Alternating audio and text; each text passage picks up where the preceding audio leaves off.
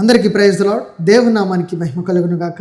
ఈరోజు దేవుని వాగ్దానం, దేవుడు నీ ఆత్మకు నూతన బలమును శాంతిని అనుగ్రహిస్తాడు. హల్లెలూయా. ప్రకటన గ్రంథం 7వ అధ్యాయం 17వ వచనం మనం చూసినట్లయితే, యాలయనగా సింహాసన మధ్యమందుండు గొర్రెపిల్ల వారికి కాపరి అయి జీవజలముల బుగ్గల యొద్దకు వారిని నడిపించును. హల్లెలూయా.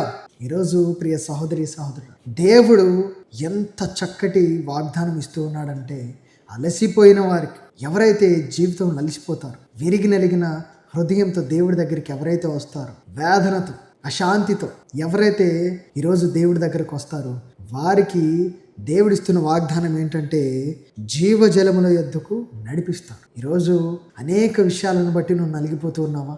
ఏ విషయంలో నీకు సమాధానం లేదా? ఇరుకుల్లో, ఇబ్బందుల్లో, బాధల్లో, అప్పుల్లో, వేదనలో నువ్వు కృంగిపోయి ఉన్నావా?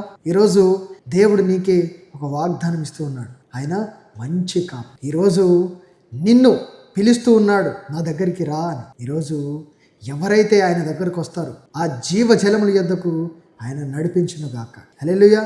ఎవరైతే ఇరుకుల్లో, ఇబ్బందుల్లో, అశాంతిలో నిండిపోయి ఉంటారో వారికి శాంతిని ఆయన అనుగ్రహిస్తానని వాగ్దానం ఇస్తూ ఉన్నాడు. ఈ వాగ్దానం మీ జీవితాలలో నెరవేర్చబడును గాక. ఆమేన్. ప్రార్థిద్దాం. మహాపరిశుద్ధుడా, మహోన్నతుడా, సర్వోన్నతుడా, సర్వాధికారి, సంపూర్ణుడా, మా ప్రియ పరలోకపు తండ్రి, అయా నీవిచ్చిన వాగ్దానంను బట్టి నీకు వందనాలు. అయా మా జీవితాలలో నా ప్రభువా సమాధానమును దయచేయమని నజరేయుడైన యేసు క్రీస్తు నామములో ప్రార్థించి ప్రాధేయపడి అడిగి వేడుకొనుచున్నాను తండ్రి.